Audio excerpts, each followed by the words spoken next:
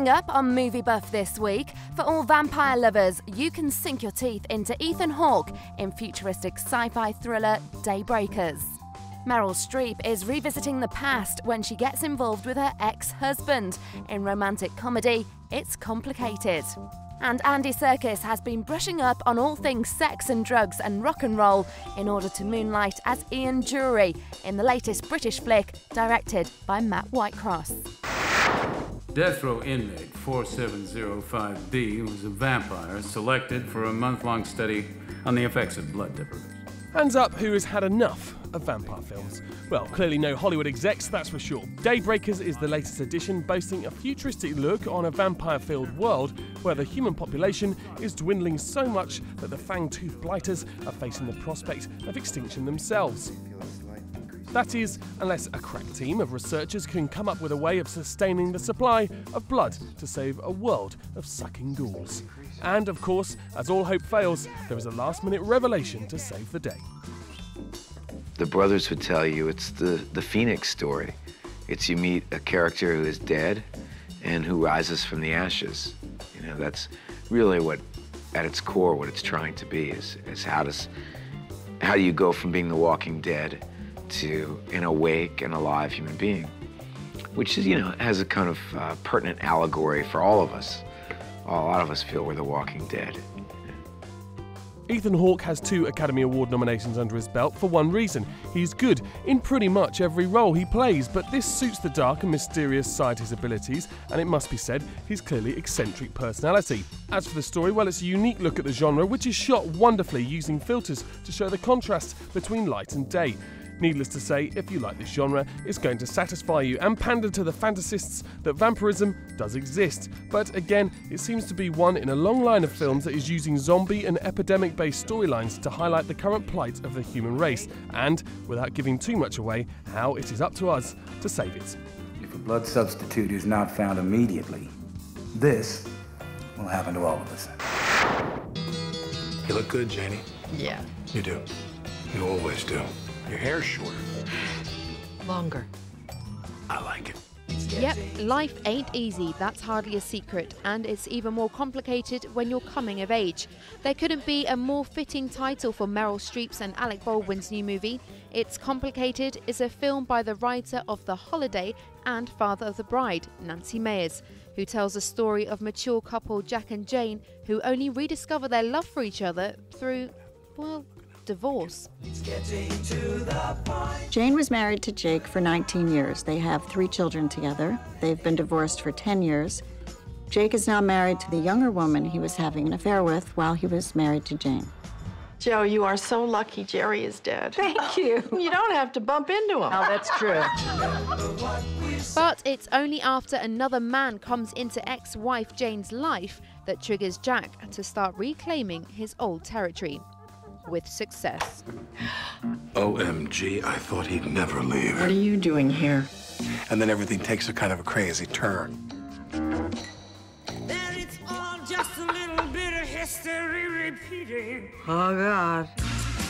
Of course, no romance ever remains a secret for long. Harley! I'm really sorry, I didn't mean to spit on you. Who did you just see? No one? That was weird. I thought it was your cousin from... Oh my God. But it turns the tradition of these roles upside down. Jane is a character who has reached a point in her life after the disruptions of a life.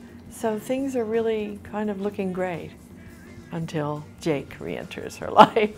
I'm having an affair with a married man. You're not saying. Oh, yes, I am. Turns out I'm a bit of a slut.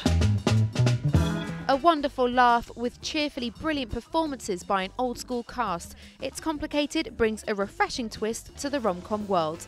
Only question remains, what will the happy ending look like? Can we just hug? Oh, God. Okay. No, see? Too much. Okay, good note.